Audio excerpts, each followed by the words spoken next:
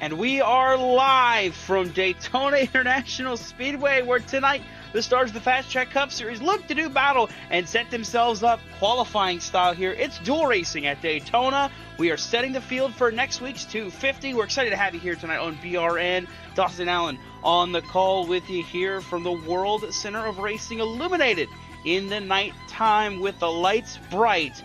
The drivers are ready to shine themselves on the racing surface. This 2.5-mile oval will put these drivers to the test for 30 laps each as we get into it. So I have Enrique Cucalan joining me tonight. Dawson Allen mentioned in the booth here tonight. We're excited to have you here joining us for this race at Daytona. And Enrique, dual racing, what can we look forward to seeing out of these drivers tonight? Well, last week you saw some intense racing in the clash here at the same racetrack here at Daytona. We saw some big incidents, especially with that outside lane trying to come back down low. And of course, the heat of the track temperatures, they caused some issues last week. Now this is a night race. The drivers have a little bit of a different experience here at Daytona. The same cars, so we're gonna have to see how they manage that outside lane and how the track temp affects the handling of these race cars. Another thing that they're going to have to take a look at is that outside lane by itself. Last week, we saw the outside lane just didn't go anywhere throughout the majority of the event. So, now with this being a night race, will that have changed things around? We're going to have to keep an eye on that. Yeah, there's a lot to check out. There's a lot to be discovered in this race tonight to see how the cards fall for these drivers. So Jake Hickson is currently fastest. Alan Pajari is second fastest. Then Jeff Marble, Albert Williams, and right here Brian Conklin, the 37, the fifth fastest car on track right now. Of course, we'll head into qualifying after this practice session ends in the next 2.5 minutes, just about. And the way it comes out of this tonight, of course, qualifying happening at 9 p.m. The two fastest cars will be on the front row, and after that, we will have the duels coming up for you here. 30 laps each.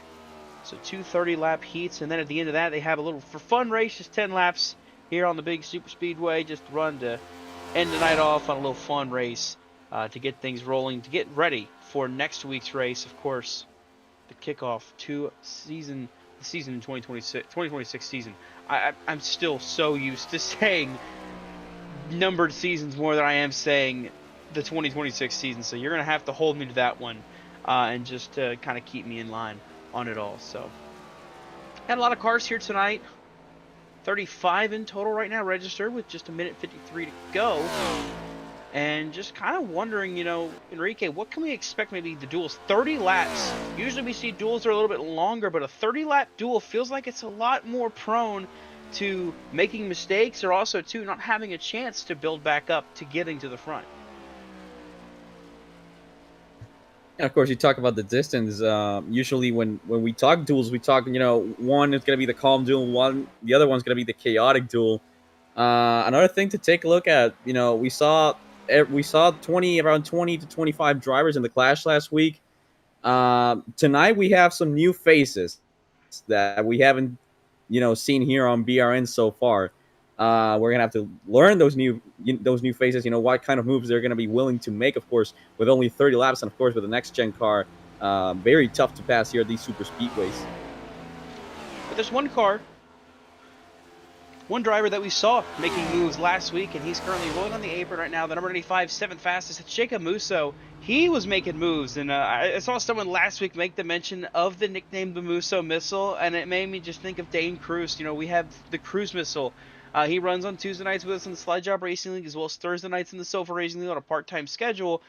But he is very good at these super speedways, and usually you get a nickname like that if you're really good at finding your way to the front. So I would expect to watch him make those moves to the front. I see we have a fan here. Maybe it's even Jacob himself, but I'm not sure. But let the moose loose. We're going to have to let that one rip sometime this season, Enrique. Yeah, and of course we saw also from the 95, the teammate effort that he tried to get his teammate Quentin Clark in the 94 to the front, had a big hit into the outside wall last weekend. This being iRacing, he's gonna be okay, but certainly watch for those two as they try to hit to the front.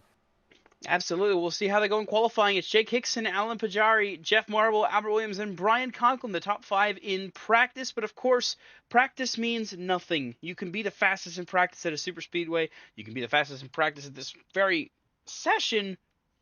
It doesn't mean a thing.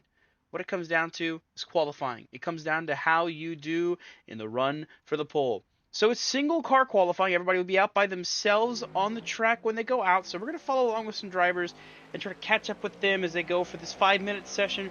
Car we're on right now is Bill Benedict in the number 90 machine. He's making his way on the apron through turns 1 and 2. I believe he's the first car rolling off pit lane, so he'll be the first car to likely set a qualifying lap here in tonight's race. It looks like he is first. Then the number 98 machine, I believe, of Jarrett Lipster is second out on track, and we're seeing more cars kind of filter out, making their way onto the racing surface, getting ready to qualify, and seeing if they can be the one to go for the pole here at Daytona. Of course, with this being a 2-lap qualifying session, drivers will take that. Will usually take lap number 1 and just right around the top of the racetrack, build as much momentum as they can to set up for their second lap, which of course will be the money lap and will determine which duel you are in. Yeah, it's all about, that second lap speed generally is what we see. And you see maybe some drivers will take it easy on that warm-up lap as well. They'll really wait to get after it until they get going for this first lap. Save the tires as much as you can. Save the car as much as you can. You don't want to push too hard, or else you're not going to have a good enough run to get that pole position. A lot of games you can play is the best way to put it with this super speedway qualifying by yourself as a single car. So we'll see how it all shakes out for these drivers and who's able to take the fastest lap time, put it out there, and go for the pole. So watching Benedict, he's working the top side, kind of middle lane actually, and drifting down towards the bottom. An interesting line to see out of the 90 of Bill Benedict, but maybe it could be beneficial on that second lap. You see he'll cut down to the bottom lane through the tri-oval. The second time is going to be the fast time. Right now, 50.317 is his lap. Of course, it's not going to be the fastest lap of the night at all. You're going to see more drivers put faster lap times down. As right there, Jared Bundy went for a 1-lap speed. 49.761 is the pole right now. Russo goes second fastest at 9.73. And you'll see more times dropping in. Gutierrez, Broussard jumping in. Second and third now. Ty Ippolito, he jumped up there to the top 5. Now he's bumped by Thomas O'Hara. And then Kenneth Bartholomew now goes fourth fastest. We'll see this second lap really is going to be the determining factor here for Bill Benedict. He is our first car, so he's our control car. Is the second lap going to be enough to jump to the top of the speed charts? He's coming to the tri-oval. Now it's going to be a 49.983. It's not going to be enough. 10th fastest for the 90 cars. So the first lap speed seems to be working for a lot of these drivers right now as they're going out on the racetrack and setting that first lap as their fast lap. As Roger Rios Matias, he goes fastest with a 49.760. It was a 1-lap shot. It was 1/1000th of a second faster than Jared Bundy. And now, there we go, third lap. It's a fastest lap now for Ty Ippolito. He goes a 49.741, 2/100ths faster than Rios Matias. He currently sits as your pole sitter as we're watching the rest of the field make their laps. Here comes the number 94 machine. Quentin Clark talked about him in the duels. He seemed like he was going to have a good shot in the heat, or the clash, I should say. He'll see if he can make some work in these duels, but not going to be a fast lap for the number 94 machine. He's going to pull it down, and he is going to tow. He might go for a second lap, but I don't think he has enough time. 21st fastest, and he's not going to improve. He'll tow. Jake Hickson just jumped to 17th fastest, and right now it looks like everybody has set their laps just about. As, oh, wow, Sean Kaltenbach just jumped to second fastest. He takes the outside pole for now. I don't know if anybody else is out on track to have a chance at taking that second place spot. Maybe the 37 of Brian Conklin, who's currently making his way towards the tri-oval now with 37 seconds to go. Can he steal it? Tracy Powers jumped to second fastest in the number 25 machine. Conklin hits the line that time. He's going to go 10th fastest, 49.778, not going to get to the front row. And that's going to do it for qualifying. Nobody else on track is able to put down a lap time. And anybody else that needs to put a lap time down, they're out of time to do so. So we have our front row How about the qualifying time? Ty Ippolito, he goes fastest 49.741. Tracy Powers, just very much right at the end of the buzzer, just about, takes the second fastest qualifying time. The outside pole locked up for Tracy Powers. Those two will start 1-2 next week here in Daytona.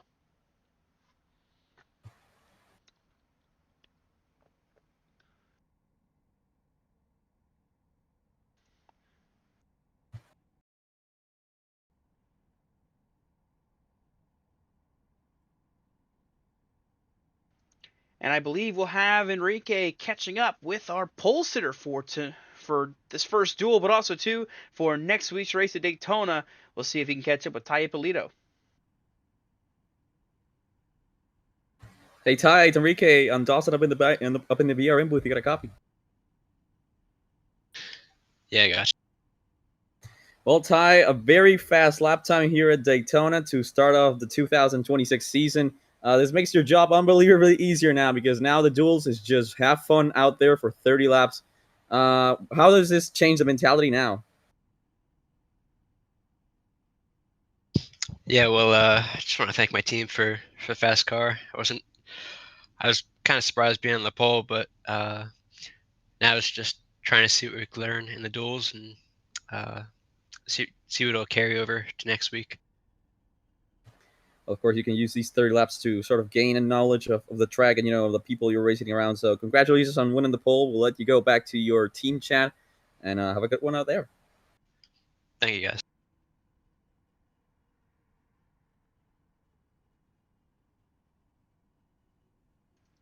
So you mentioned him being on a pole. Let's take a look at the starting lineup for this heat race. It is going to be the driver of the number 19, starting on the pole with Sean Kaltenbach in second. Of course, scoring is broken for the heats, of course. Jared Bundy is third. Jeff Marble starting fourth in this duel. And you got Andrew Nieder, last week's winner for the Clash, with Ryan Haynes on his outside. Tyler Marble and Cody Matthews together in row 4. Row 5, the top 10 rounded up by Kyle Oakley and Jeff Shutt. Ryan Duell in 11th with Andrew Moore Jr. in 12th. Jacob Musso, we talked about him in 13th with Quentin Clark, his teammate to his outside in 14th. 15th is Andrew Russo, and 16th is Bill Benedict. Daniel Holcroft and Anthony Hanley will run at your field of 18 here for duel number 1. It's going to be 30 laps for these drivers to navigate.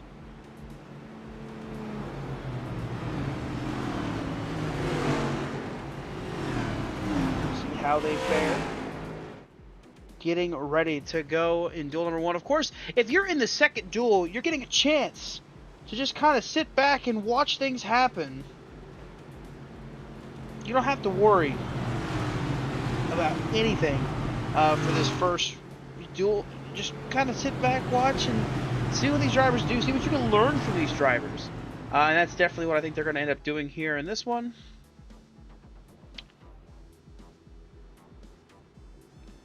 So let's get ready to go racing. I just saw some news.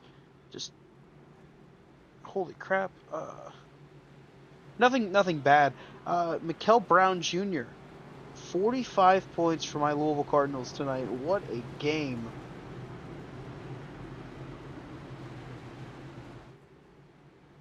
What a game.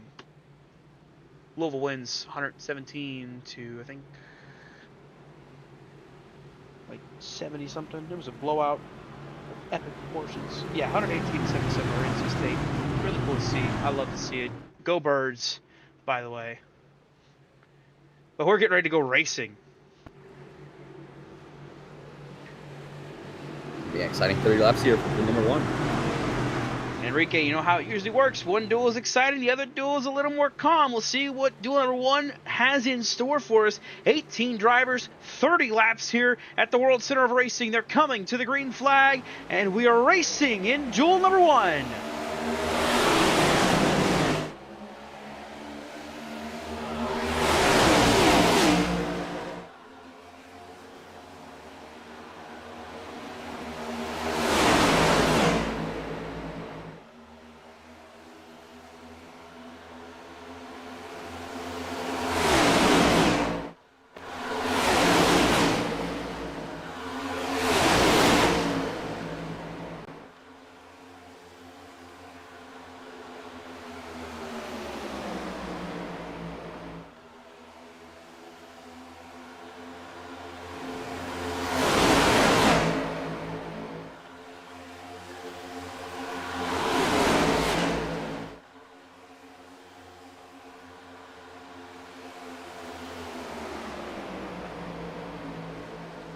Lap 1 at the line. Ty Ippolito leads. The field kind of getting strung out a bit. There, the inside line, about 4 cars now, 5 cars clear, just about of the outside lane. Yeah, we already can see the inside prevailing here. We saw this exactly the same thing last week. Ippolito now leading the inside, Colton back, falling back with help from Jeffrey Marvel. We see Marvel pushing him, but they just cannot get the run. Marvel was definitely somebody I watched in that clash last week, and I got that sense of somebody who's really good at this style of racing. And it should not come as a shock. He is the defending winner at Daytona in this race last season to open up the season. He's also got a couple wins in the duels, a couple wins in the summer races here as well. So the Marble is very marvelous here at Daytona. Not shocking to see him still trying to make moves work on that top side now. The 48 car, Tyler Marble jumps to the top side. These two going to be nose to tail. We'll see what the two can do as they tandem their way out of turn 2 down the backstretch on lap number 3. And I saw a little bit of separation there from the inside lane through 1 and 2 that allows the outside to get a run. Ippolito going to block the run on the outside.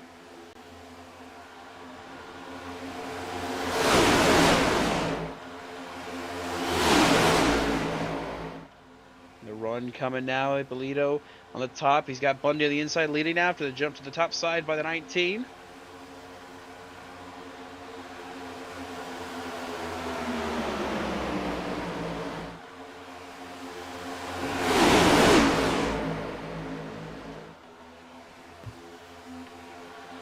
Jared Bundy inching ahead. And you see the backstretch here, the run they'll get. Actually, this time the inside line really prevailing. You see the pushing we got here. Andrew Nieder on the back bumper, Kaltenbach on the back bumper of him. 3-car tandem. Really crazy to see it working as well as it is. Usually you see a guy bumping. Pushing the pusher is like the sin of all sins when it comes to super speedway racing, but they're making it work. You see the car second on the inside there. Andrew Nieder picking up right where he left off on the clash last week. Running second right now in his duel as Kaltenbach goes on the apron a little bit.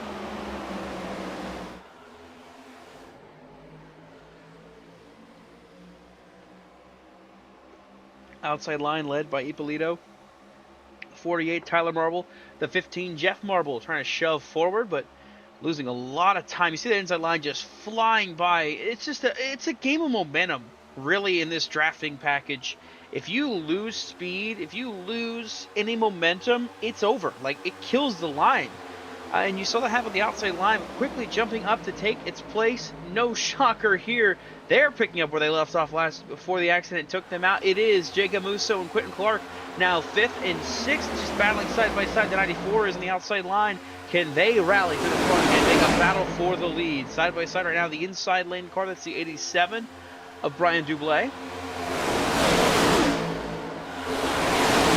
No relation to Michael Dublé.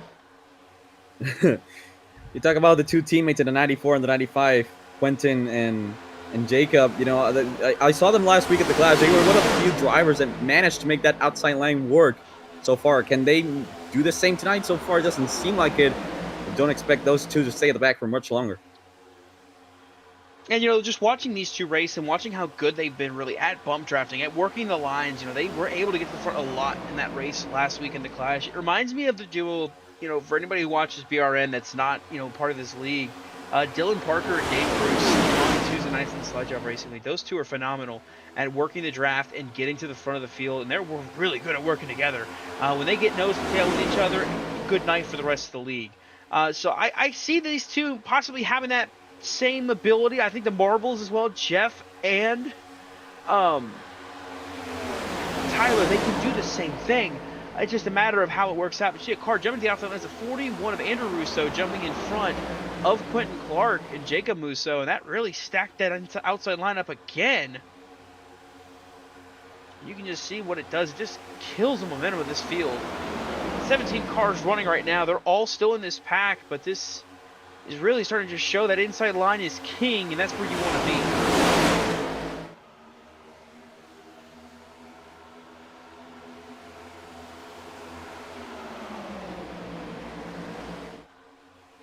Heading down the back straightaway. The outside line just really not able to get going. It's only got 5 cars up there in the top. Just kind of stuck.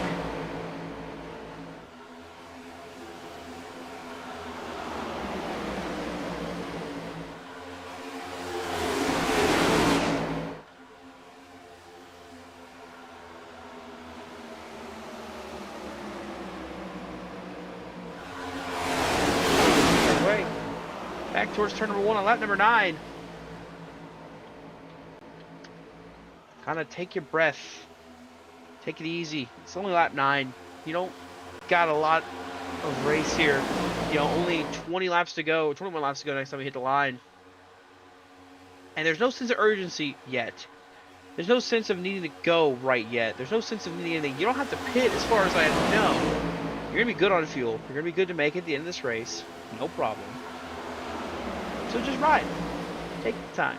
Take it easy. You guys definitely want to go, but it's not working. You can see they keep dropping back. And I think another factor for these drivers is only 35 cars registered for the duels. You know, there's not a sense of, hey, I gotta make it into the field. You know, I gotta finish in this certain position to make my way into the 250 next week. These guys, I believe every single one of them are locked into the next week's show. So you know, it's not really that sense of urgency like, hey, I need to finish in this exact same spot to advance to the big show. A lot of shuffling around there. That puts now the 27 of Jeff Shutt leading out the lane. They are quickly dropping all the way to the back of this line. Cars dropping down to the inside lane, and you can see that outside line just about killed off now. Just 2 cars up top. It's Jeff Shutt and Cody Matthews that are working it. And you mentioned it, yeah, everybody's locked into the show tonight. Everybody that's here tonight, they're locked into the show next week. So there's no sense of needing to go, needing the positions, needing to finish somewhere, needing to beat somebody. You're not having to do calculations to find out where you need to be. It's flat out, wherever you finish is where you're going to be starting in the inside lane next week.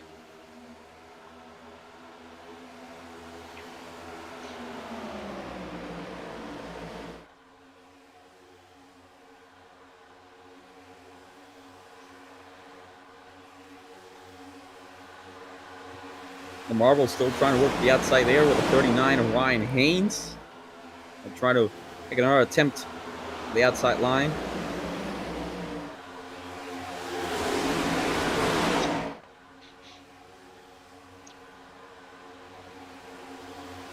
Ryan Haynes and the Marbles back behind him. Trying to work the top side. Just 3 cars though out there on the top.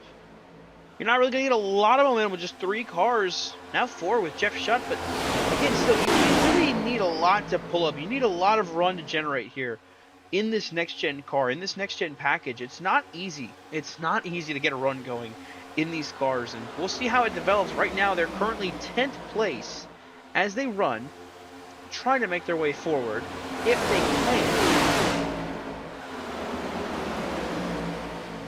Right on board. Watching Tyler Marble in the 48, the way he's pushing off in the back of this 39.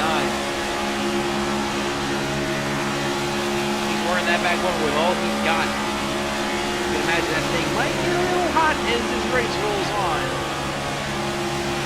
Common collector in the driver's cockpit. Almost hurt.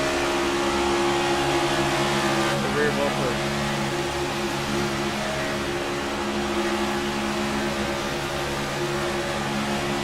Tyler now looking for some air on the nose of that 48 car. You can see it happening right outside of Ippolito. Just that move on the top side. He has to move up to get some air on the car, because if he doesn't, he's going to overheat the engine. He's going to blow up, and he's going to kill captain momentum and then some if he ends up going kaput. So he doesn't want to do that. He wants to get some air. He wants to make sure that car is going to be good to keep going. But that is a sacrifice. You got to keep doing this. You got to keep clean air in the car, or else you're going to burn it up. You're going to overheat. You're going to end up just dead last in this race. More cars though jumping up with just 17 laps to go. I think that might have been. Couldn't tell. I think that might have been 39 Ryan Haynes that jumped to the outside lane. Someone jumped up back down. I think it was the 4 car. Could be wrong. But Holdcroft is in 7th place. More on the inside lane. This top side starting to try to make some further momentum forward. Oh man, you see Marble just trying to stay on the back. Tyler's doing everything he can to stay on the back of Ryan Haynes. But once he slips up off the corner like that, loses all the momentum, and it just kills the line once again.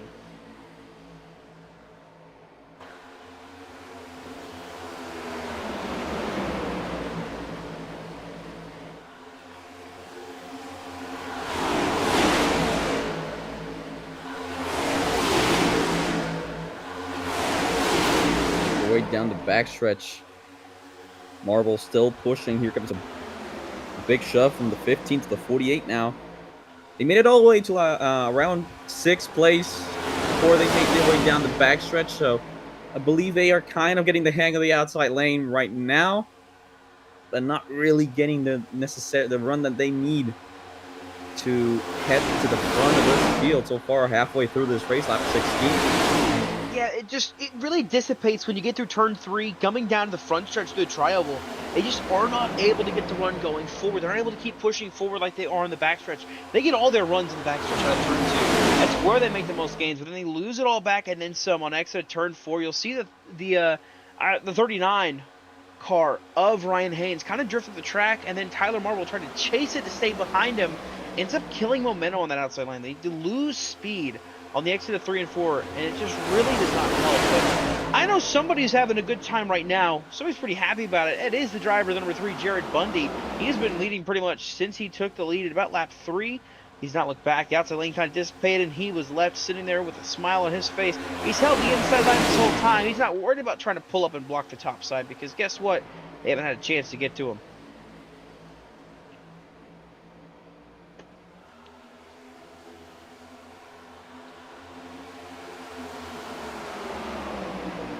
He's trying to get this run down the backstretch with 14 laps to go. You see Marble going to jump up. He's going to end up taking him 3 wide. Now back in line.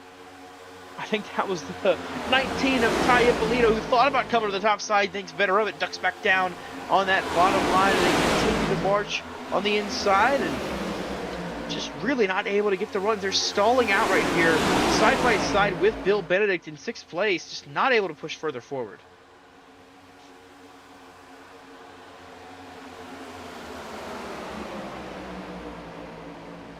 Now they got a big run here through 1. Can they keep it going? Turn 2 and down the backstretch. Really good getting hooked up there. They push far forward now, charging up to 4th place. Can they get by the 17 of Kyle Oakley?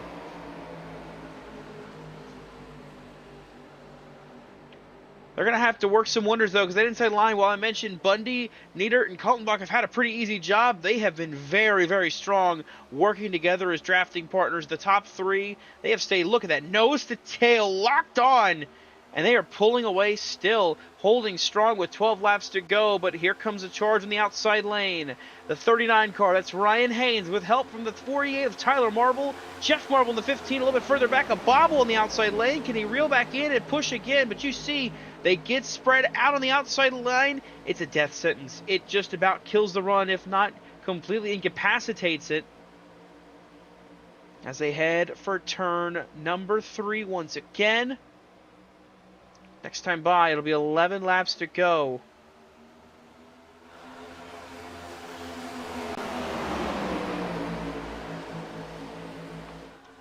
The run on the outside once again diminishes. And dies a bit and then picks right back up. 48. Of course, we talk about the 48 looking to get air on his nose. He's been backing off a bit over the last few laps, looking for some air on the nose of that 48 car. But you know they're going to have to try something here if they want to head to the front, with only 10 laps to go this time by. Yeah, clock's ticking. It's running out. And, you know, the desperation, oh, you see moves being made. That's the 15, Jeff Marble just about got shoved out of line, but he gets back together with him here.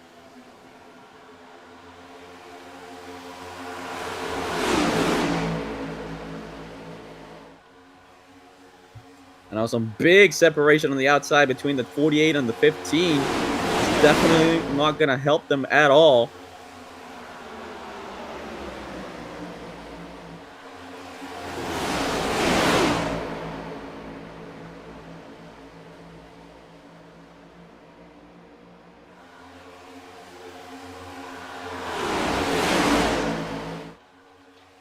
Coming to 9 laps to go this next time by. Bundy still leads on that inside line. They're just not able to do anything about it. Brian, the 87 looked to make the move to the outside there in front of the 39 of Haynes, but went back down low. Haynes and Marvel now with a run once again.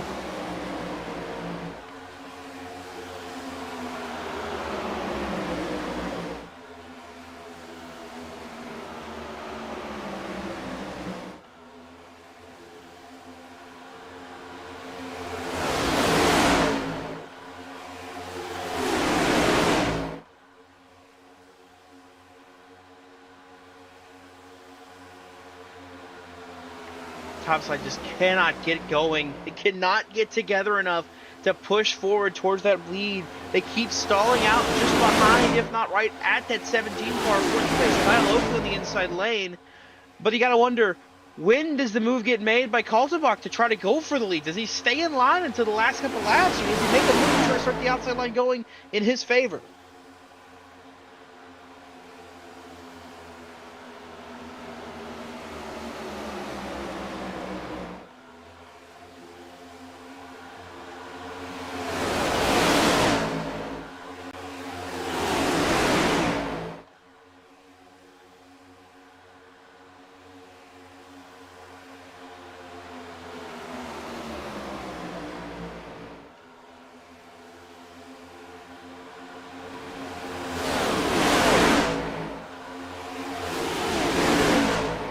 Coming back to 7 laps to go here in duel number 1. The 3 of Jared Bundy still holds on to that lead.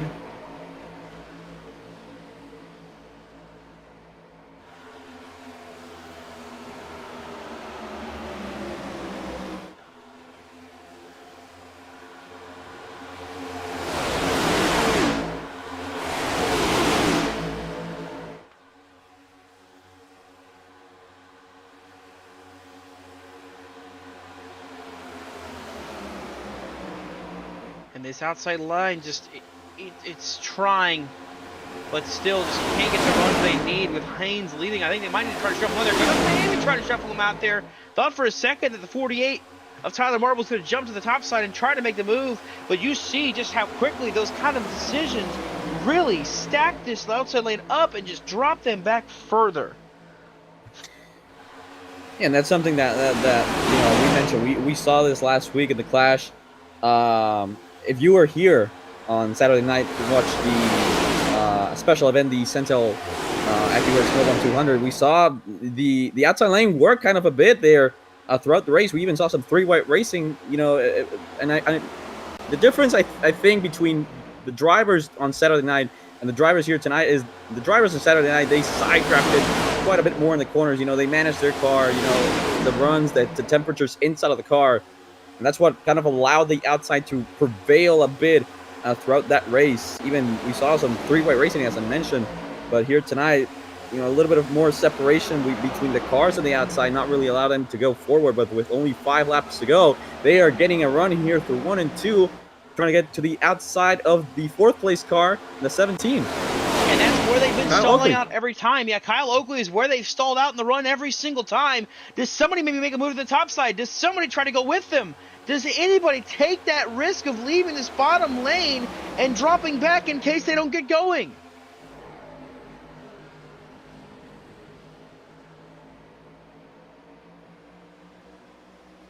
Oh! Oh, car on the wall. It's the 41, Andrew Russo. He gathers it up. He's straightened back out. So far, we stay green. Heavy damage to the front of the 41 car. Quickly jumping back to see what happens. Contact made with that number 95. Jacob Musso gets into the 41. And now he is slow on the racetrack. Thankfully, he's not going to be out of this race next week. He's just going to have to start from the rear and come from the back to try and win it.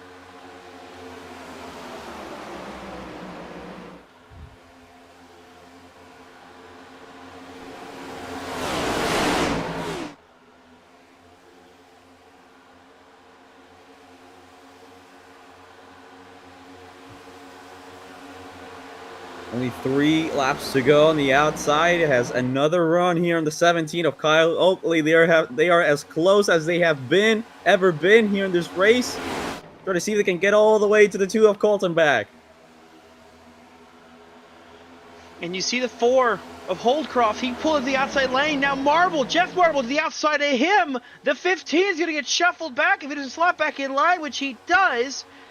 And again, that stack up there, the move by the 15, look at the momentum they lose by going 3 wide. It just completely neuters the run. It's like an anchor gets dropped out the back, and it completely kills their momentum. Now they're 3 wide out back. Contact made. They're still green. But again, look at how quickly it dissipates. Haynes is now back outside the top 10. They've just completely fallen apart once again with 2 laps to go. It comes down to how they make this work on these last 2 laps. Now with the outside gone, if you're near it, if you're Colton back, how do you plan to run these final 2 laps to maybe go for the win? If you're Jared Bundy, you're going to have to block. And they're all hoping it stays green to the end, at least getting to the white flag. That's all they want to do here up front. They don't want to have to deal with a restart. They want to just get to the white flag and go for it from there. Look at the outside line getting warmed up. Ippolito is the leader of it now with help from Jacob Musso in the number 95. He's got, I think, now pulling up. It's Brian Dublé. He pulls up in the 87. Do they generate a run here? We'll have to see here. 1 lap to go. 3 wide they go in the back. It's Jared Bundy trying to hang on as they are 3 wide. Look at the run coming down. Musso on the outside in the 95, getting help from the 48 of Tyler Marble, and they have made their way all the way up to the lead. What an insane run! Down the back. Now it's Jacob Musso. He's trying to get to the quarter panel of Jared Bundy in the 3, wrecking in the back. They stack up on the outside lane. It's all Jared Bundy. He turns him. He tries to block. They start wrecking at the line. It's Sean Kaltenbach who wins heat race number 1 as they come across the line in a shower of sparks. Oh my goodness.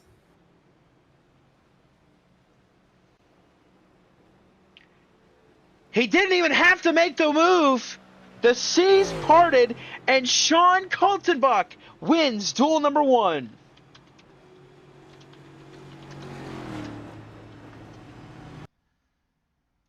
It'll quickly reset us.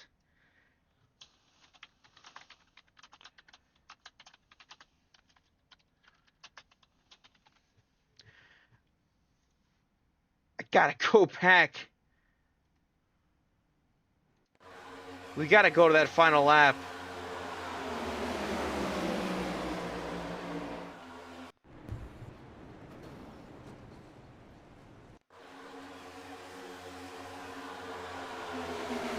Sean Kaltenbach, somehow, some way. As they wrecked out back, there's Dublé that goes around.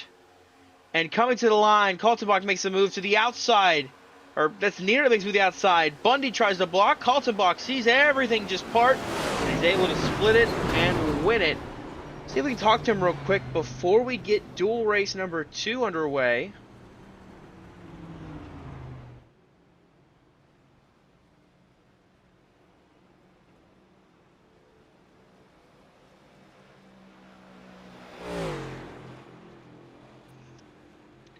Quickly catching up with our Duel 1 winner, Sean Kaltenbach. Sean, the seas parted at the end there for you, and you take home the checkered flag. What was that like for you in the number 2 machine? I was pretty good. I was hoping to give my teammate a push there. It just looked like guy was a little slow with the block and kind of caught my teammate there. And as soon as they started to turn, I was like, well, I got to hurry up and get over to the left before I get collected in it also. But I got lucky there. Yeah, well, getting lucky is part of the game here at Daytona at times too. Did you learn anything maybe for next week that you can apply starting 3rd?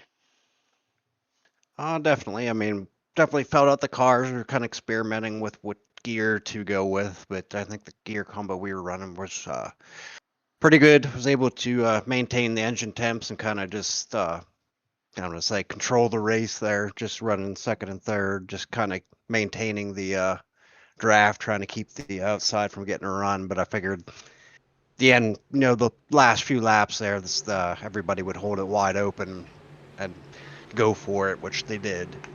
But it looked like the bottom line was still able to hold them off.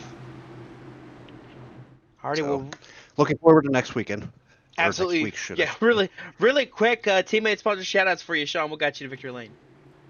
Well, I thank TWRS for working with the sets. Their Q set was pretty good. We just missed it by a little bit. Race set's pretty good. Thank Andy for working with me, and give her our best shot next week. Well, best of luck to you next week. That is your Duel 1 winner, Sean Kaltenbach, in a crazy finish here in Duel 1. As we get ready for Duel number 2, congrats to Sean. We'll kind of slightly nicely boot him from the booth here as we get ready to go racing. It's Duel race number 2. It's Tracy Powers and Roger Rios Matias, the front row. Green flag flies. We're back racing again for 30 more laps.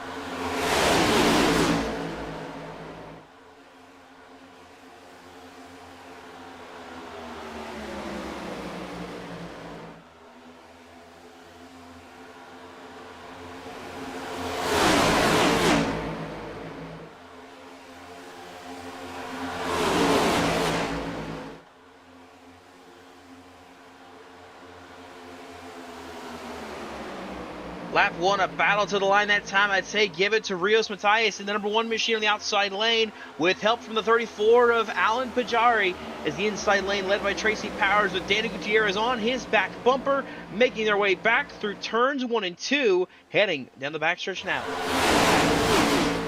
And so far, only 2 laps in, but I have seen a lot of coordination on that outside lane so far. They have not fallen back like they did in Duel number 1. Matias still looking on the run for the outside, trying to get over the lead, but give it for now to the 25, and Danny Gutierrez in second, clear now.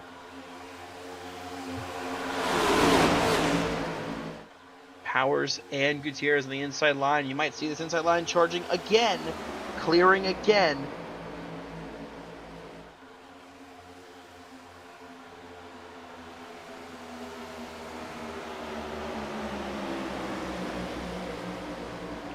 Now we see the same we saw in Duel 1, the outside lane starting to drop a little bit, inside line.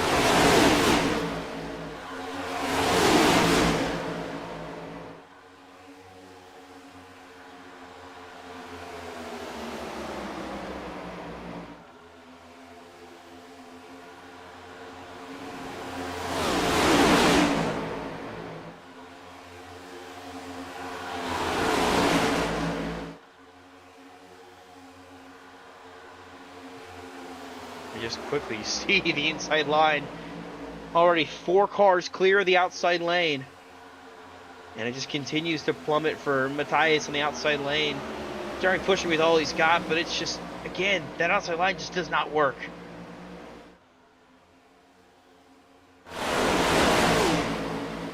And people quickly looking to get down low to the inside. Form a line here.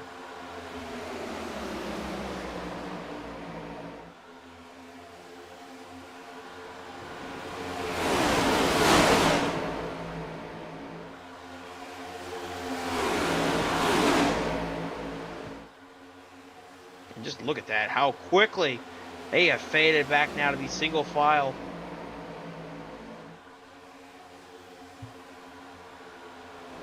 Yeah, Roger and Pajari, they started this race second and fourth, already falling way back, all the way down to 13th and 15th.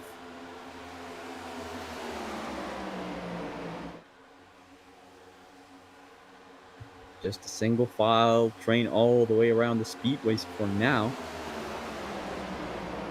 One car alone there on the outside, still trying to make their way back to the inside. believe that is the 35 of Brett Spod.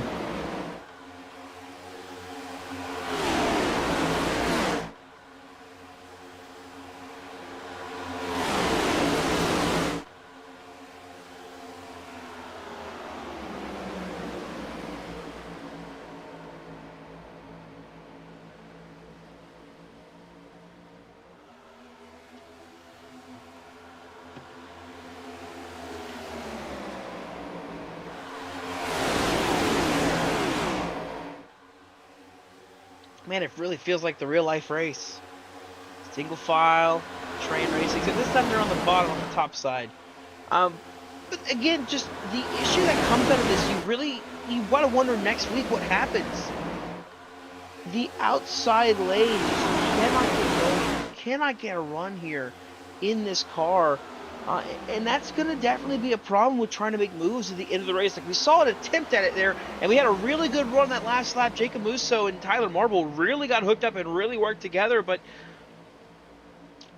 it's going to be hard to do that, next week, I think. If you're not perfectly coordinated with somebody or a group of people, we're going to see that same problem kind of plague these drivers here as they make their way down the backstretch into turn number 3. It's just mostly single file. Got some car sniffing out there in the background. That's Alan Pajari and I believe Brett Spod in that 35. You just cannot get a run on the outside line to save your life, and it just really is not going to bode well for anybody that gets stuck out back of the field once we get into the late going of the race.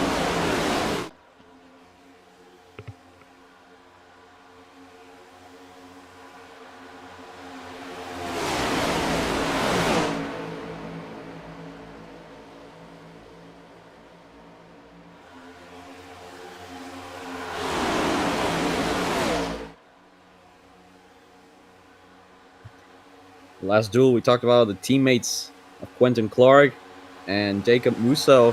Now in this duel, 2 teammates, the 98 of Lipstruer and the 99 of Michael Muir, 2 teammates that we saw last week in the duel have issues. Mueller involved in a crash.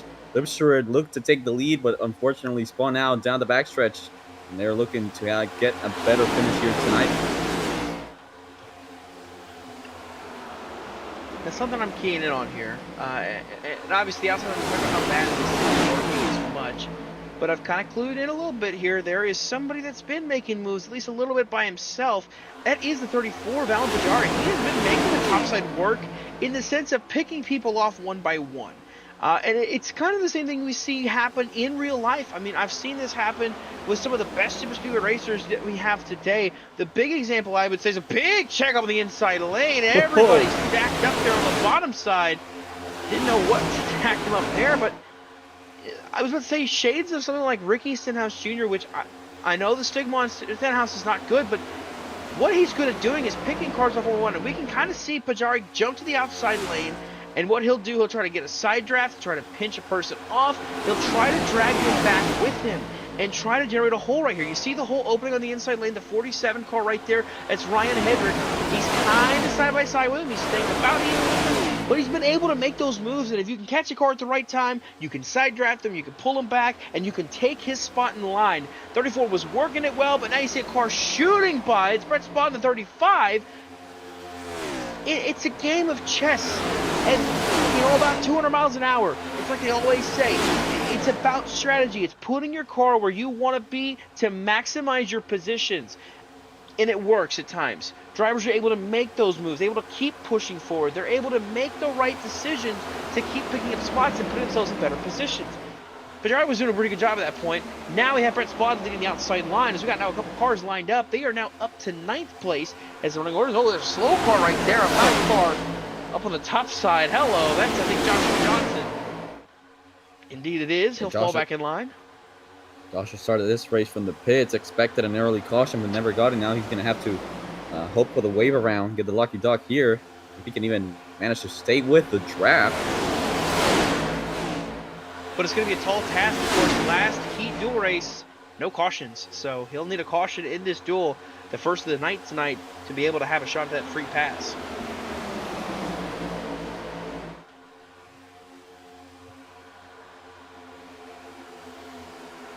Spod But staying on the outside lane, that's going to allow Mueller to get to the inside and go by for 9th place. And I expect the 99 to maybe make a move here. Indeed, he thought about it. Stay back in line for now. Want to generate a run here before going for it.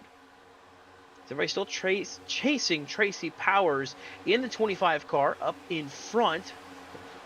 The teeth on the front of this 25. They make their way through 3 and 4. Coming around to complete lap number 12 this time by. Giving us 18 laps to go in duel number 2.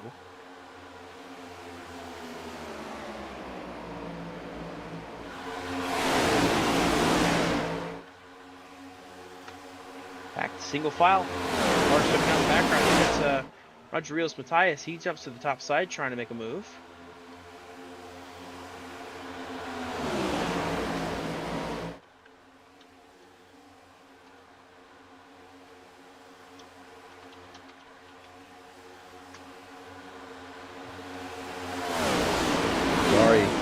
Going back to that side drafting that you talked about earlier, just trying to pick them up one by one. Getting down the door right here, you'll see as they come through 3 and 4. This time just not able to make it work. Couldn't get an opening. He'll fall back and try again.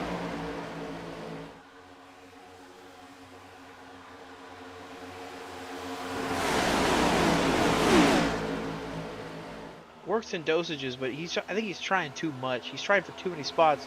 He's trying to take these big swings to get further forward. It's just not working.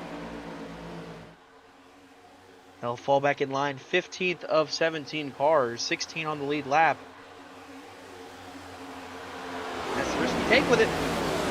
You go for that move, and you see a car jumping up the top side up ahead. That is Glenn Grigsby in the 64 car. You jump to the top side. You can try to make something work, but also, too, you make that move to the top side, you clear forward, you think you got it, all of a sudden, here comes a run on the inside lane. They clear you, they put you to the back of the line, and you got to go back to the bottom and start at 0.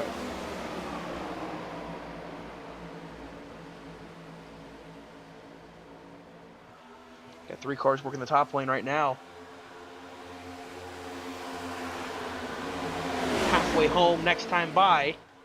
It is still Tracy Powers leading this field, starting second next week in the race. Qualified P2 if he can win the duel, just an extra leg up, an extra bonus for him coming in to the Daytona race next week.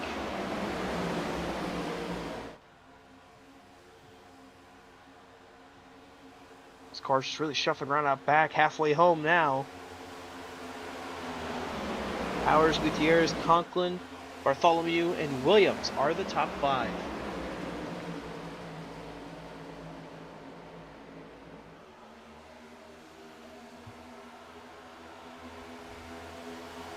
Outside line getting formed up there with Pajari. Grigsby almost contact there with a 35 of Spawn.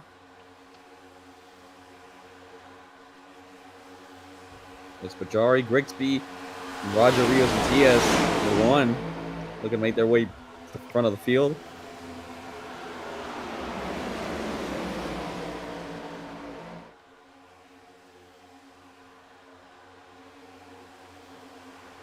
And again, just making those little gains. Make the jump to the outside lane when you got to run. Try to make a push. If it doesn't work, try to get back down as quick as possible. It's not going to work for Bajari. He's not going to get a run. He's not going to get a hold on it either because Grigsby takes that spot behind the 35 of Brett Spod. And just like that again, you get right there on the verge of the top 10 and just kick back to the back.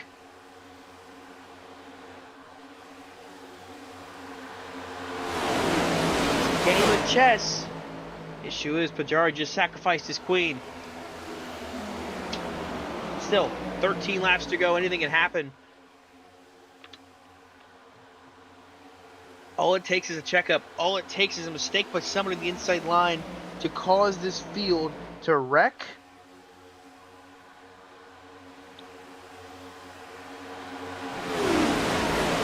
Keep trying to get further back at the field.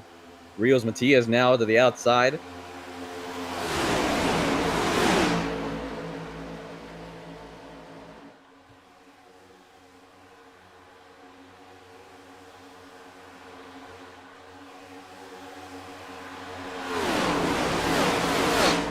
sliding back. Grigsby working the top side. Can he clear the red spot in 35? Tried to get that 10th place spot, couldn't do it.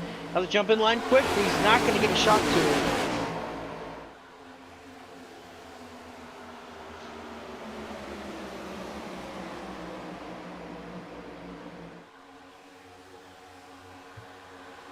Jari once again going to try it out on the outside. Help coming from the 61 car. That might actually be the 07 Thomas O'Hara. Might be a turning paint Just not working for them.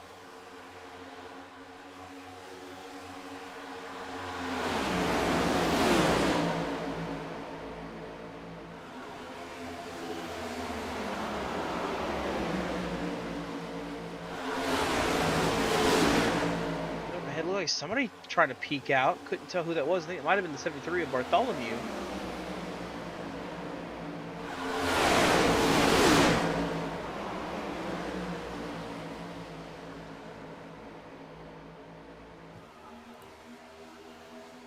A spot now. Going to jump to the outside in front of Jari.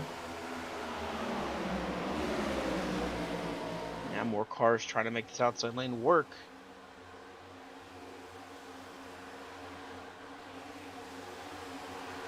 And now Matthias. Yeah, Matthias outside lane.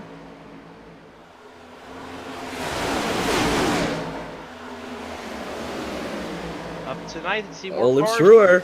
Yeah, Lipstruer now jumping up, and now it's time. It's time to go. Yeah, and this is sort of the exact same thing we saw in duel number 1 with Tyler Marvel and Ryan Haynes, just trying to make the outside lane work.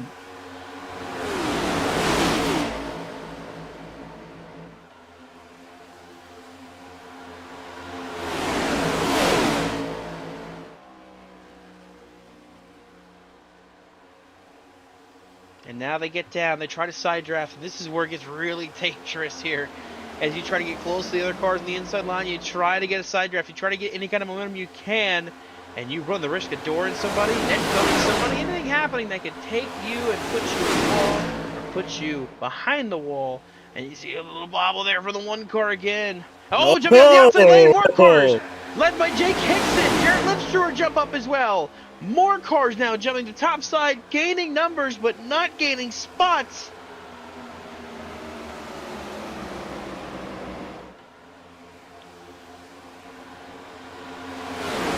Get line up here down the backstretch. You want to have a run at it with only 9 laps to go, coming back to 8 this time by. Pretty organized up there. They're getting a run here all the way up to 4th now. Outside of the 73 of Kenneth Bartholomew, coming around through turns 3 and 4, that 16 and that 98 starting to work some magic here on the top side. Can they make it viable? Coming to 8 laps to go. They're going to have to get some help here from the one of Matthias here. They want to continue on. They have got it.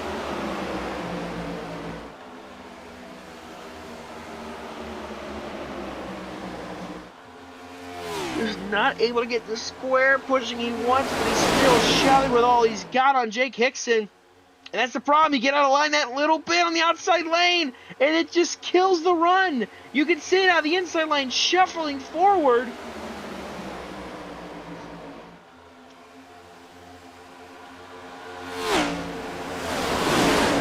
But the door is absolutely open now.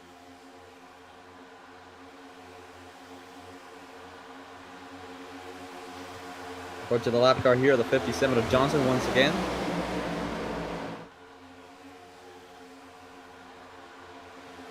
Navigate him with ease as they all continue on. 3 wide as they split him. But you see again the outside line just does not get what it needs. It just drops back again now. Fading back further now. Lipstruer diving to the bottom quickly from the top all the way to the bottom. He went up to the outside wall for a second, then darts back down. He gets behind and a familiar face there for him. His teammate, the 99 of Michael Mueller now, has got the 98 Lipstruer on his back bumper coming around this next time by. 6 laps to go. 6 laps of racing left here in duel number 2. It is the 25 of Tracy Powers continuing to lead. Can he hold off? Get the outside pole? and then score the dual win.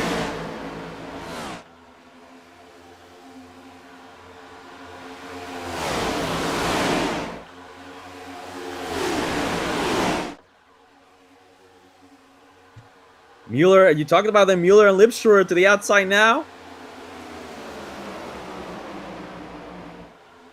A little bit of a two-car tandem into turn number 3. Mueller around! Into the wall! Mueller to the wall. Lipschroer's around. Albert Williams is in it.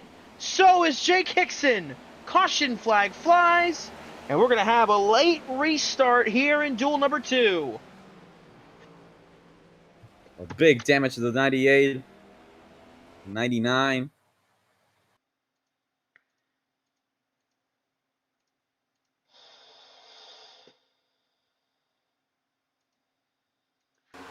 They were trying to make the moves work. Bumping, bumping, bumping, and then just a bump gone bad.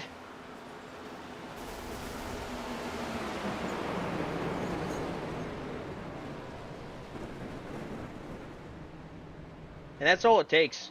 It's just one bad bump to send them around. And you'll see 98 Lipschroer gets into the left rear of teammate Michael Mueller, and that sends him in.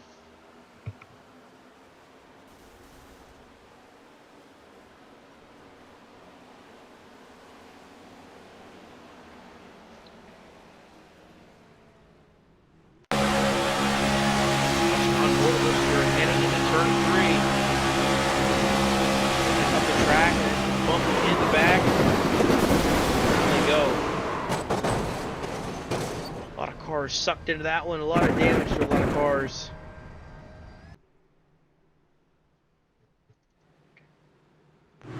Car is not damaged out front, leading this field. Tracy Powers. We're going to be heading to what looks to be overtime in this one. You know, just an unfortunate situation for those two teammates. We talked about, you know, the pushing that needs to be given to the other car to head to the front, and how the separation can just send your car back. Lipschroer and Mueller, they wanted to head to the front, you know, big push. With these cars, one bad push and the car just starts going around. Unfortunate for those two, but now with probably a restart with 2 laps to go, we're gonna see a whole new cast of characters here on the outside lane. And you know, we've seen it in Duel 1. We saw it at the start of Duel 2, outside just falling back, but you must believe now they're not going to hold back. They're going to go pedal to the metal and try to win this race.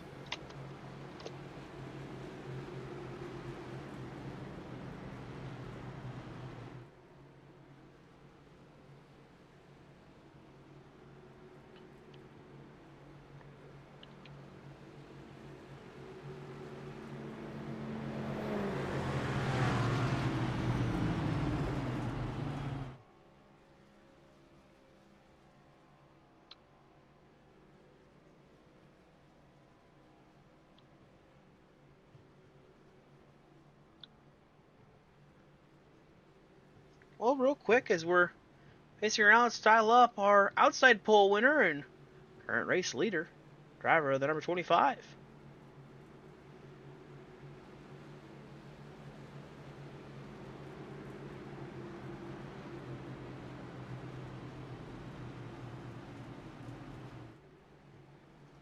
Hey, Tracy Powers, it's the boys in the booth. You got a copy? Yeah, I got you. Go ahead. Alrighty, well, you're currently in the lead. You've led pretty much the entire duel, and you're coming up on a late restart with what should be an unofficial green-white checkered and 2 laps to go. How are you feeling about your chances to win this one?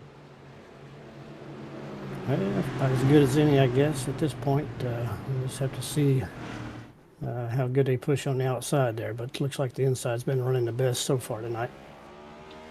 Yeah, that inside line has really been infallible, but as of right now, as it stands, you're going for the duel, but even if you don't get it, you're still starting second next week for the big show. How does that feel heading into next week, having the momentum of leading all these laps, and then also, too, starting front row? Well, it feels pretty good, but a little depressing, too, that just barely missed out on the pole, but we'll take it and see what happens next week. All right, we'll let you go and get ready for this restart here, Tracy. Best of luck to you, and we hope to talk to you afterwards. Sounds good. Appreciate it, guys. That is our current race leader and outside pole sitter for next week, Tracy Powers. See if he can close the deal here in duel number 2.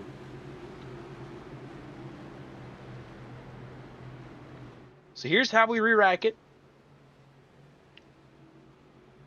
Tracy Powers, Danny Gutierrez, the front row. It's Brian Conklin now in third with Kenneth Bartholomew in fourth. And Joshua Biddle, a name we have not mentioned at all tonight. He sits in 5th place, the number 76 car right there on the outside lane, actually, is 6th. John Broussard, another name we really haven't talked about tonight, he's in 5th. They have been very silently on the bottom line, just riding it out, taking their time, not pushing too hard, not doing anything crazy. And they've been rewarded by having a pretty good starting spot coming to what's going to be an unofficial green-white checkered.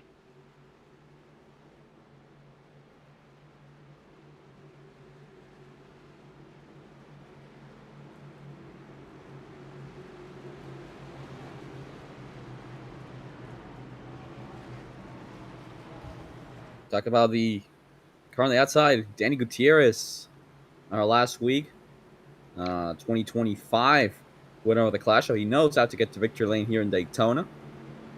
Have to take a look. We can go get this checker flag here tonight in duel number 2.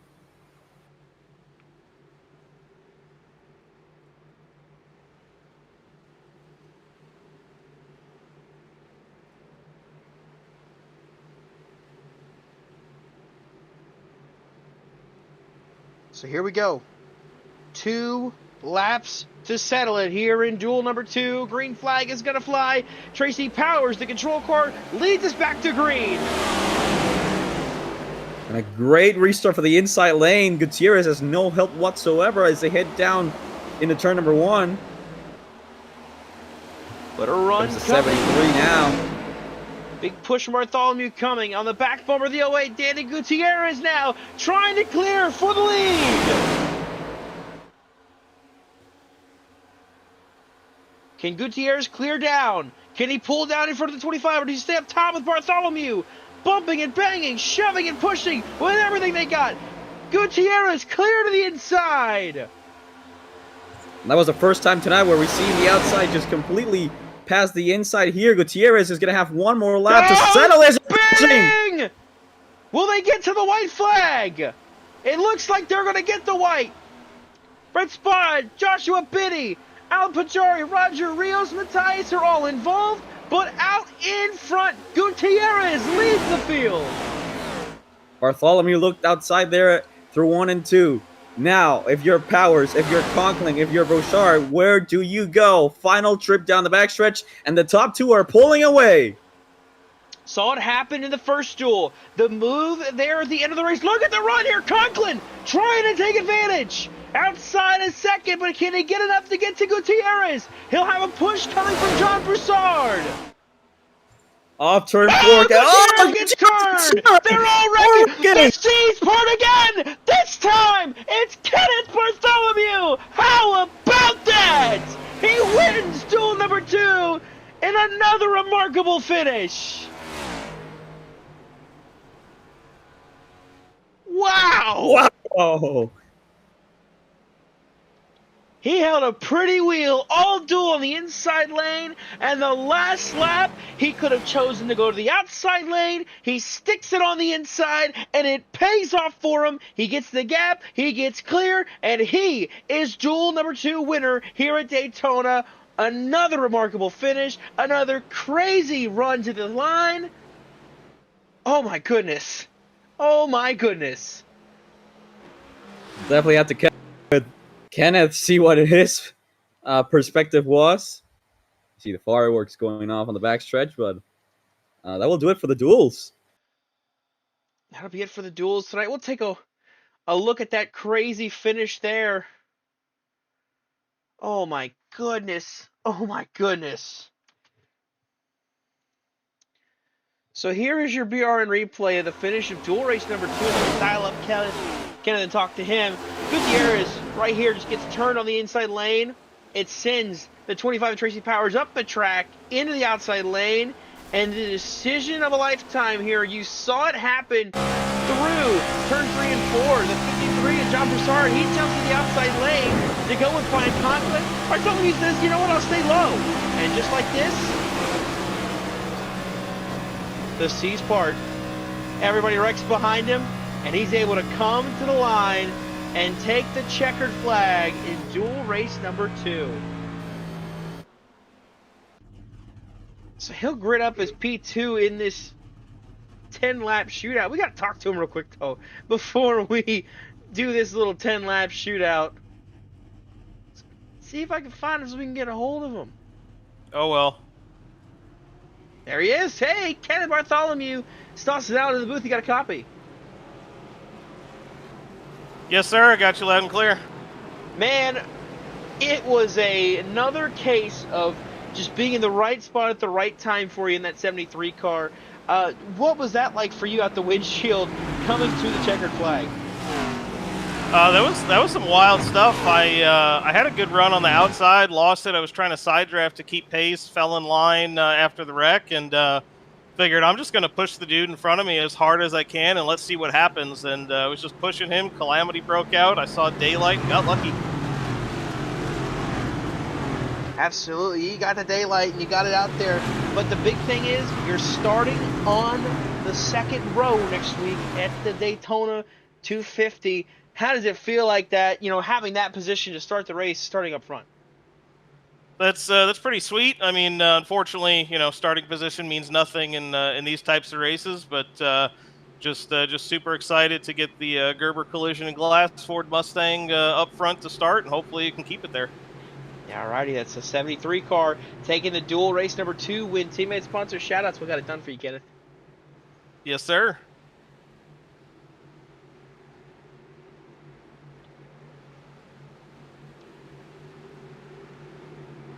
That is Kenneth Bartholomew, your dual 2 winner.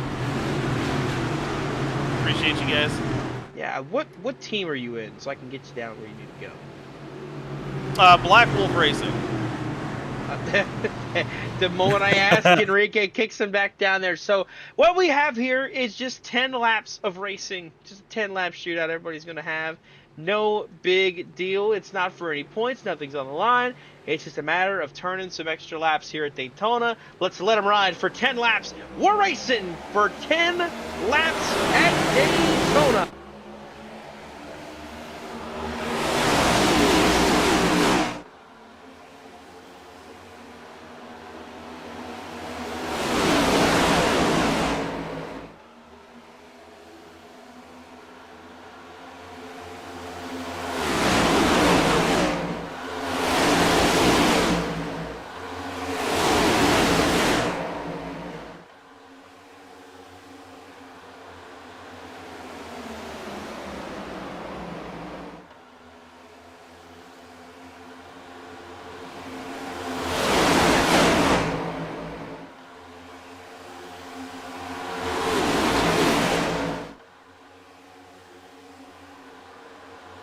Trying 3 wide out in the background here. Lap 1 goes to Kyle Oakley. He was second in duel number 1. He leads the field after the pole sitter for this race unofficially would have been Kaltenbach, but he did not stick around for this 10-lap shootout.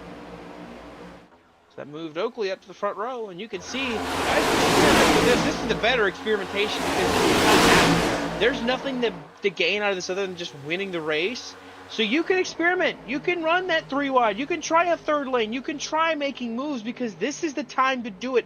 A 10-lap shootout is the best time to test your stuff for an end-of-race situation. Can you make the right moves? Can you make the moves to get you up front? Can you do something that can give you a shot at winning? That's what this experiment's for here. For these 9, now 8 laps to go. You want to try everything, and you can see the outside line is starting to roll here. Haynes has got help from Jake Hickson, shoving that 39 car way up to the front now. Look at the run they have. Now look, experimenting here in the outside lane. The Marbles taking it on the top side. They stick it out there on the middle lane. He keeps peeking his nose up, Jeff does. Now Jeff's getting shuffled out because of it. Car wrecking in the background. That's Joshua Biddle, pardon me. He's around, he's towing. Jeff Marble dropping to the back of that outside lane. And now we've got a little bit tighter, a little calmer here with just now set last little special heat race.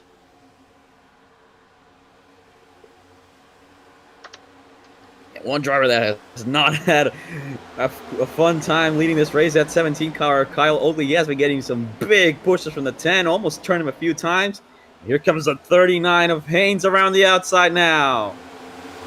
I think we're starting to see that outside line can work. We can get runs at the top side and go for the race lead. Here comes Haynes. He's clear. Hickson's clear. They both are going to pull down to the bottom lane. That leaves now Tyler Marble leading the top side.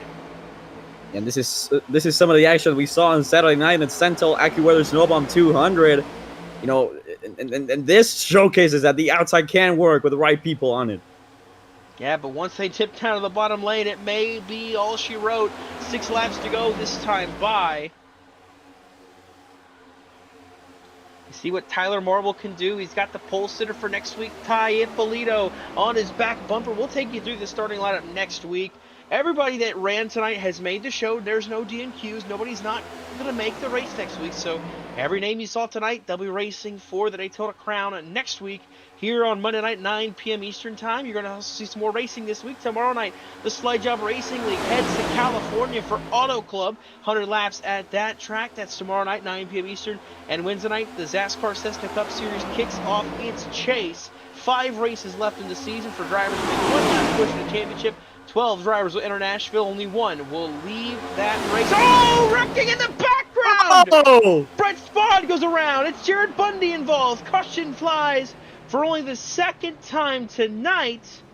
First time in this little special heat race, and hopefully they can just speed up the caution process and get us back going after this. But and then after Wednesday night, we're off Thursday night for the Sofa Racing League off night, of course, because in real life, the Daytona Duels for the NASCAR Cup Series will be running.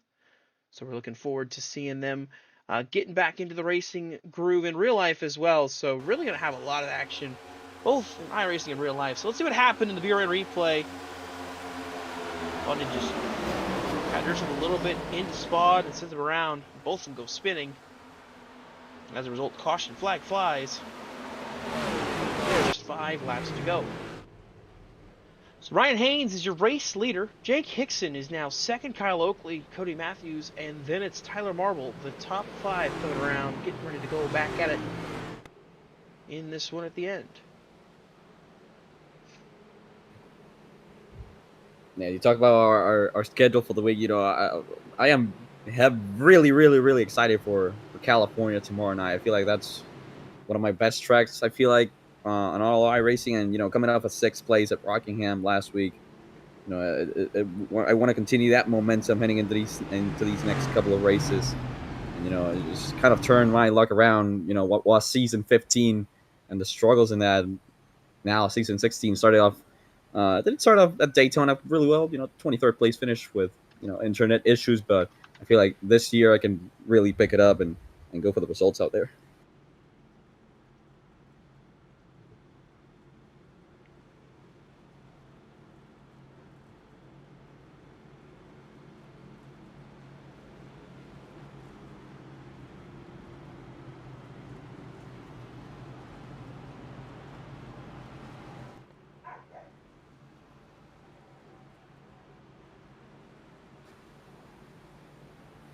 Also mentioned Wednesday night, the ZASCAR Cessna Cup Series. Of course, the driver to look at there, of course, it's no other than AJ Hyder. 7 wins so far on the season. He has won the last 2 races at Texas and Miami. He has won at all 5 of the chase tracks. If there's one driver that is for sure championship favorite, it has to be AJ Hyder. So we'll have to see how he fares at Nashville Super Speedway on Wednesday night.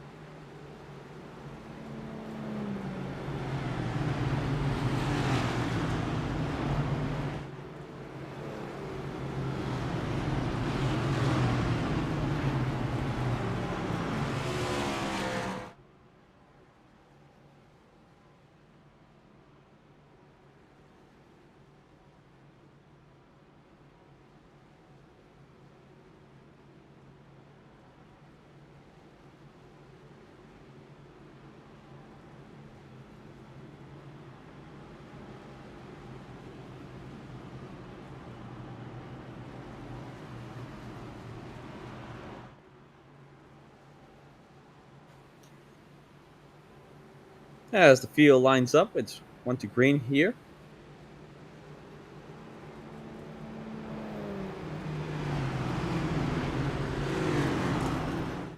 Gonna be a 2-lap dash here to the end. Hopefully, we can conclude this little heat race.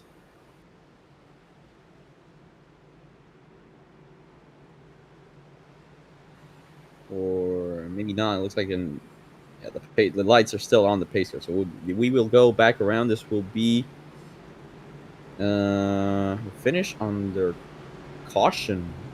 No, actually, no. It's green, white, checkered. So we will get all the way up until lap 11. Only one attempt at a green, white, checkered. So these drivers will have to make it around. Otherwise, this race will end under caution. You know, talking in a mic headset would work if the microphone was unmuted. I didn't realize that I wasn't unmuted until just now. I was going to say, yeah, we're going to get an overtime finish here. But the interesting point with this lining up, side by side on the outside lane, there is our race leader, Ryan Haynes. He chooses the top side, and you know what that means? He's going to take that jump on the restart, and he's going to dive down to the bottom lane in front of Jake Hickson, I would assume, to try and get ahead of him and have him try to push him to victory. That's the assumption I have. Is we're going to jump down to the bottom lane, get a push to the end. But what do I know? Just got to be careful to not pull a David Reagan.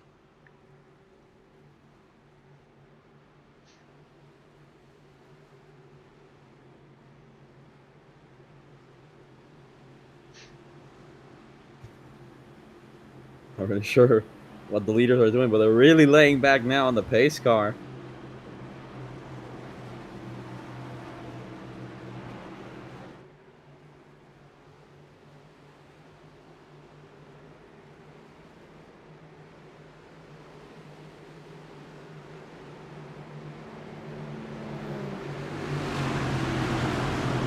As we mentioned, it's going to be a green, white, checkered here. 2 laps to the sided.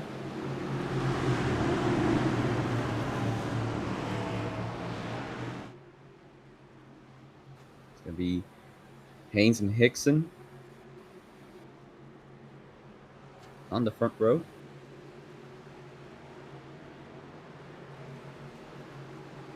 So here we go.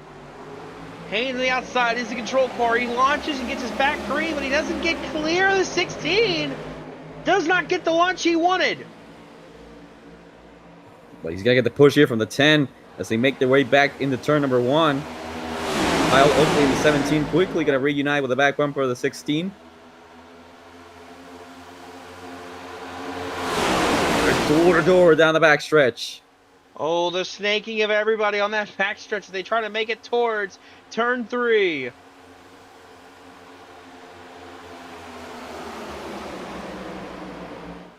So far, pretty equal as they make back into turn number 3 and 4. The 10 almost got turned. He managed to keep it going. Haynes now with the momentum off turn 4. You're going to see the white flag this time around. They're crushing in the back. Behind. Big wreck behind, and it doesn't matter. Car's airborne. Flipping over is the 3 car, but it doesn't matter. White flag is out. 1 more lap to determine this one here. On the outside, still pushing strong through 1 and 2. Haynes now getting the run from the 10 of Cody Matthews down the backstretch. Tyler Marble going to jump to the outside, and that's going to give the momentum to the outside as a hit into 3. Haynes going to go low. Matthews stays up high. Trying to side draft. Contact. Still Doring. Wrecking almost. 3 wide. Tyler Marble now. Marble on the outside. Can he get the run? Haynes pulls up the block. Marble's run out of time. Ryan Haynes is gonna win it at the line and a photo finish. Good God Almighty! What a night of finishes here on BRN, and the last one comes down to about 1.5 feet. It is less than 4/100ths of a second. Ryan Haynes beats Tyler Marble.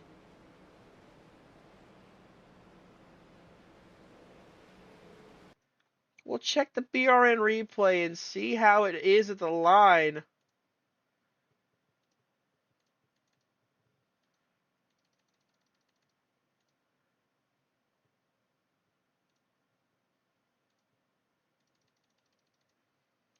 Coming to the stripe. Here at the end. What a way to end the night. You'll see him pop up here in about a second. And it just comes down to a head-to-head race. Tyler Marble made the move to the bottom lane. Just not enough time. And there you see that finish. Man, he was right there at it.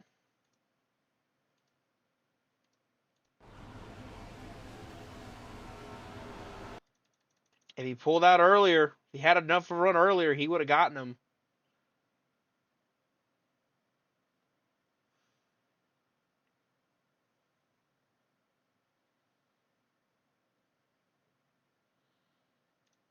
And that's the finish right there.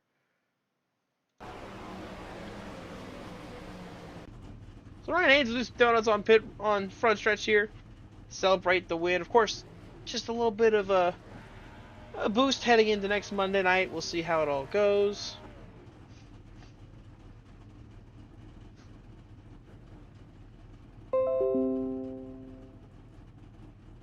OBS trying to tell me it's time to go because it disconnected and reconnected.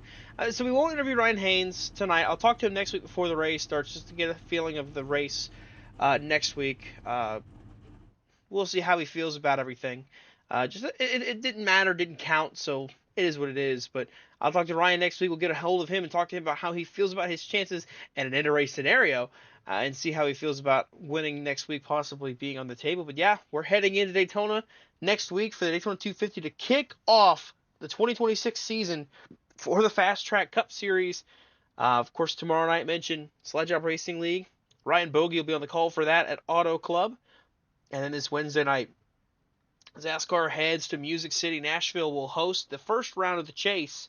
12 drivers entering that race with a shot at a title. Mentioned Hyder's the favorite, but hey, crazy things have happened.